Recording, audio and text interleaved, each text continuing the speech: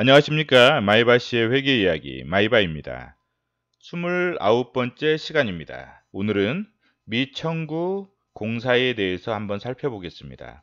원래 회사 사업보고서와 재무제표를 읽으려고 했는데 미청구 공사가 나오는 회사라서 좀 간단하게나마 개념만 좀 잡아보는 시간 갖겠습니다. 다음에 이 회사 사업보고서 재무제표를 읽으려면 또 이 개념에 대해서 좀 그래도 어느 정도는 알고 가시는 게 좋을 것 같아서 오늘은 미청구공사에 대해서 한번 살펴보겠습니다.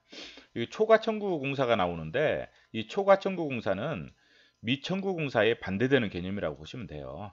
그래서 오늘은 미청구공사만 한번 보시면 이 반대되는 개념이 초과청구공사다 이렇게 생각하시면 돼요. 미청구공사는 자산이에요, 자산. 초과청구공사는 그래서 부채가 되는 거죠. 부채. 자, 미청구공사가 지금 이렇게 써 있는데 좀 애매해요. 이해하는데. 그래서 제가 한번 간단하게 설명을 드릴게요. 간단하게. 자, 지금 미청구공사가 나오는 산업이 보통 수주 산업이에요. 수주. 수주 산업인데 이 수주라는 게 뭐냐? 이게 받을 수. 이게 주문 주자예요. 그래서 뭐냐면 주문을 받아서 생산하는 산업이에요. 주문을 받아서. 그래서 건설이나 그 다음에 조선 그 다음에 중공업 이런 게 수주 산업이에요. 그런데 여기다 뭐 SI도 있어요. 시스템 통합이라고 해서 뭐 삼성 SDS나 뭐 SK 같은 그런 회사들이거든요. 이런 회사들도 이런 부분 공사들이 나와 미청구 공사가. 자, 그리고 이 미청구 공사 같은 경우는 자, A라는 회사가 자, B라는 회사에게 수주를 받았어요. 수주를. 주문을 받았어요. 주문을 받아서 계약을 체결하는 거죠. 계약을. 이제 건설이라고 해요. 건설 계약을 체결했어요.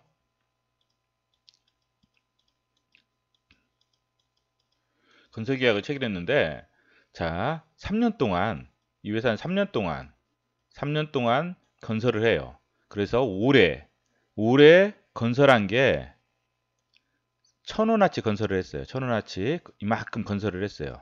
이만큼 건설을 했는데 실제 계약서 A와 B가 그 건설 계약상에는 어떻게 되어 있냐면 올해 700원만 받기로 했어요. 700원. 올해. 그러면 자, 이제 A와 B가 건설 계약을 했으니까 이제 건설을 이만큼 했으니까 이제 이 A라는 회사는 B라는 회사에게 청구를 할 거 아니에요. 700원 달라. 청구를 해요. 청구를 해요. 근데 B라는 회사가 아직 돈이 없어서 돈을 못 줬어요. 이때 이건 미수금이잖아요. 미수금. 이게 공사 미수금이에요. 공사 미수금. 즉 뭐냐면 건설 공사를 했는데 이 공사 수익에 대해서 이제 대금을 청구했는데 못 받은 금액. 대금을 청구를 했어요. 근데 못 받은 금액. 이렇게 청구를 했어요. 계약상. 이 받기로 한 계약이니까 이 계약은 청구할 수 이미 채권이 발생했잖아요. 청구할 수 있잖아요. 그래서 이게 공사 미수금이에요. 받기로 한 그 금액을 청구했는데 못 받은 금액. 자, 그러면 이만큼이 공사 미수금이 발생했어요. 700원만큼. 근데 회사는 1,000원만큼 매출이에요. 매출. 공사 수익. 공사 수익인데 이 300원만큼은 우리 계약을 안 했잖아요. 이만큼 우리가 공사 수익이지만 매출이지만 이만큼은 계약상에 나타나 있지 않아요. 그래서 우리가 B한테 청구할 수가 없는 거예요. 왜? 계약이 700원만큼 돼 있기 때문에 이 300원만큼은 공사 수익이 발생했지만 매출이 발생했지만 청구를 할 수 없어요. 이거를 뭐라고 하냐면 미청구 공사라고 해요. 미청구 공사. 그래서 뭐냐면 이것은 발생주의 회계라고 해요. 현금을 받을 때마다 매출을 발생하는 게 아니라 이때 700원만큼 매출을 발생하는 게 아니라 이만큼 원가 비율도 진행률을 계산해서 매출을 인식을 해요. 실제로 매출을 인식을 해서 이만큼을 공사 수익으로 발생시키고 이만큼은 청구하지 못한 금액은 미청구공사라는 자산 계정으로 하는 거예요. 그래서 이 말이에요. 발생주의 회계에 의해서 공사 수익이 발생했는데 청구하지 못한 금액, 미청구잖아. 미청구. 청구하지 못한 금액이 미청구공사고 계약상 받기로 한 이 금액을 청구했는데 못 받은 금액은 공사 미수금이 되는 거예요.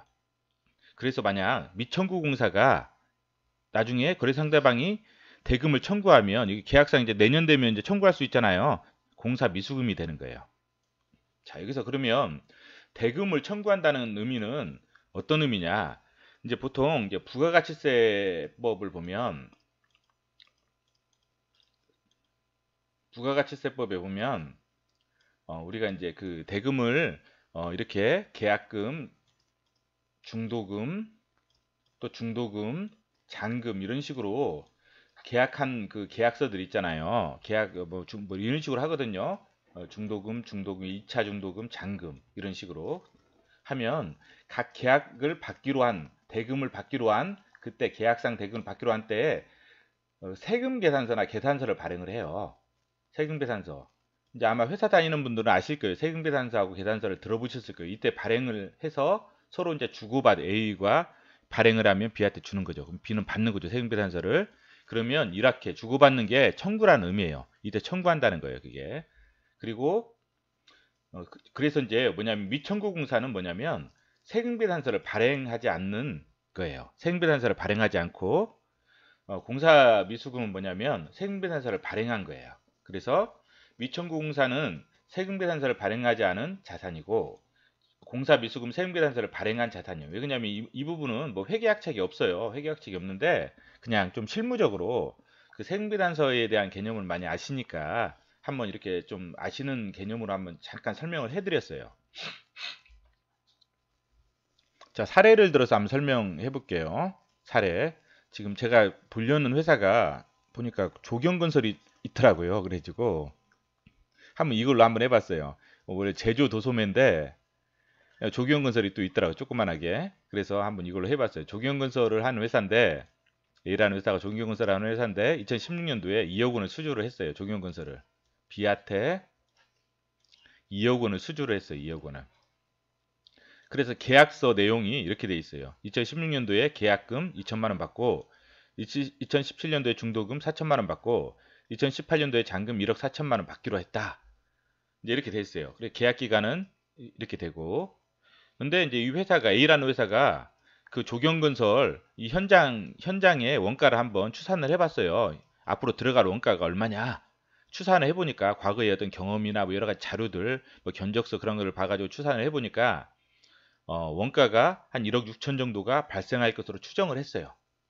이거를 뭐냐면 총 예정 원가라고 해요. 그러니까 총 아직 발생을 하지 않았지만 발생할 예정이다. 발생할 예정 원가라고 해요. 그래서 2016년도에 17년도 18년도를 발생한 원가를 보니까 3,200만 원, 4,800만 원, 8천만 원 이때 현장에서 2016년도에는 이만큼 발생했어요. 원가가. 또 2017년도에 이만큼 발생했고 2018년도에는 이만큼 발생했어요. 예정 원가는 1억 6천이에요. 계속. 그래서 공사 진행률은 20%, 30%, 50%다 합치면 100%잖아요. 다 합치면 100%죠. 실제로는 이보다 훨씬 복잡해요. 근데 제가 이해를 편의를 위해서 아주 심플하게 그냥 만든 거예요. 만든 거고 원래는 공사 진행률도 누적으로 했다가 다시 빼주고 이렇게 복잡한 과정을 거치는데 그냥 좀 이해 편의를 위해서 제가 심플하게 그냥 한 겁니다. 자고 없으시기 바랍니다. 자, 매출이 어떻게 돼요? 매출은 뭐냐면 우리가 이렇게 여러 기간에 걸쳐서 하는 용역이라고 하거든요. 건설 용역 같은 경우는 서비스라고 하죠. 용역 같은 경우는 어떻게 해야 매출을 갖다가 나눠야 될 것 같아요. 그러니까 원가 총 예정 원가분의 총 들어갈 원가에서 2016년도에 발생한 원가 비율로 나누는 게 제일 합리적이잖아요. 그래서 합리적인 방법으로 나누는 거거든요. 그래서 총 예정 원가분의 이거 하면 이게 20%예요. 그래서 20% 곱하기 2억 원이니까 2는 4천만 원 이렇게 되는 거예요. 2억 원 곱하기 20% 4천만 원. 이것은 2억 곱하기 30% 곱하기 2억 곱하기 30% 6천만 원. 이것은 2억 곱하기 50% 1억. 이런 식으로 매출이 인식을 하는 거예요. 수익을 인식을 하는 거예요. 공사 수익이죠. 여기서는 공사 수익을 인식을 하는 거예요. 자, 그런 다음에 우리가 이제 계약상 받기로 한 금액이 이거예요. 계약상 대가 2천만 원 받기로 했고 16년도에 17년도에 4천만 원. 그다음에 18년도에 1억 4천만 원이에요. 자, 그러면 뭐냐면 자, 계약상 대가를 우리가 청구를 했어요. 청구를 했는데 A라는 회사 청구를 했어요. 근데 B라는 회사가 돈을 못 준다. 아직 돈이 없다. 좀 이따 기다려라. 해서 이제 그러면 이 금액이 어떻게 돼요? 공사 미수금이 되겠죠? 공사 미수금 2천만 원. 자, 그다음에 이 매출이 4천만 원과 지금 공사 수익이 4천만 원이 발생했어요. 4천만 원 올해 공사 진행률로 해보니까 4천만 원 발생했어요. 그 중에서 청구한 게 2천만 원이에요. 여기서 청구한 게 2천만 원인데 못 받은 게 이게 2천, 공사 미수금 2천. 나머지 2천이 뭐냐면 청구도 못 했잖아요. 왜? 계약이 안 돼 있기 때문에.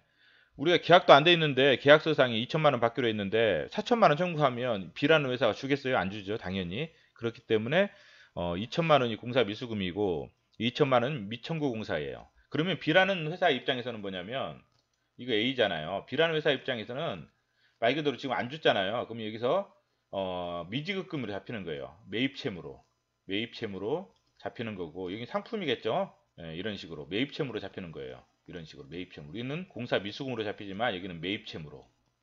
아직 덜 줬잖아요.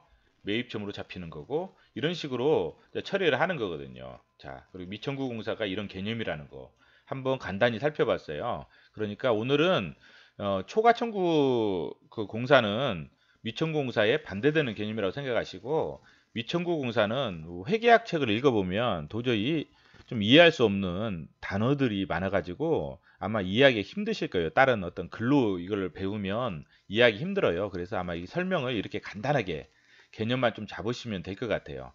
자, 그리고 여기서 우리가 보시면 공사 진행률을 계산하잖아요. 이게 뭐냐면 공사 진행률 할 때 그냥 이때 총 들어갈 원가 1억 6천 이렇게 총 예정 원가를 하잖아요. 총 예정 원가. 이것은 예정이에요. 총 들어갈 예정인 원가.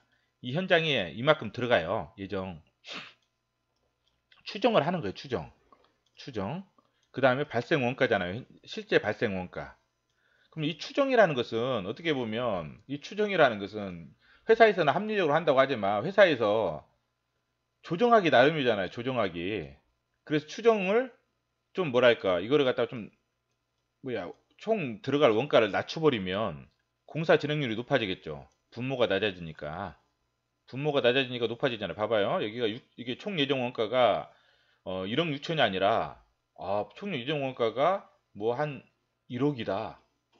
이렇게 해버리면 훨씬 낮아지잖아요. 지금 32%가 돼버리잖아요. 여기가 1억이니까 총 예정 원가 1억이다 이렇게 추정을 해버리면 3,200만 원이 들어요. 올해 1억 하면은 32%가 돼서 매출이 뛰잖아요. 그만큼 2억 곱하기 32% 하니까 훨씬 뛰죠. 매출이. 그래서 지금 매출을 좀 늘리고 싶은 유혹이 있다.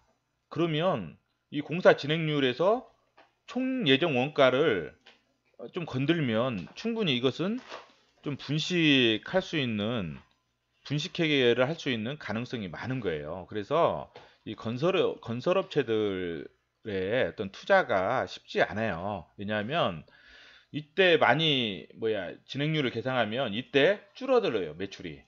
그래서 이때 많이 계상하잖아요. 그래서 이때는 주가가 오를 수 있어요. 그런데 주가가 오르니까 한 2년 동안 좋은 회사다. 계속 매출이 성장하네. 이렇게 하다가 갑자기 푹 꺾일 수가 있다는 거. 2018년도에. 왜? 이미 많은 매출을 계상을 해버렸거든요. 이때는 적게 계상할 수밖에 없잖아요. 이때 더 많이 하고 이때 더 많이 하면 이때 줄어들 수밖에 없잖아요. 총 매출은 한계가 2억 원이니까. 그래서 이런 문제가 있다는 거예요. 그래서 건설업체들 아니면 조선업체들 이런 부분들. 그럼에도 불구하고 우리가 이제 공부를 하셔야 되는 부분이 뭐냐면 혹시라도 이제 북한과의 어떤 좀 그 교류가 있어가지고 좀 건설 부분 쪽에서 어떤 진출을 한다. 그러면은 그래도 아무리 문제가 있더라도 그래도 뭐 공부를 또 그때 되면 또 대세가 될 수 있기 때문에 지금부터 공부를 해 두시는 게 좋을 거라고 생각해서 오늘 한번 가져가 나와 봤습니다. 예. 좋은 밤 되십시오.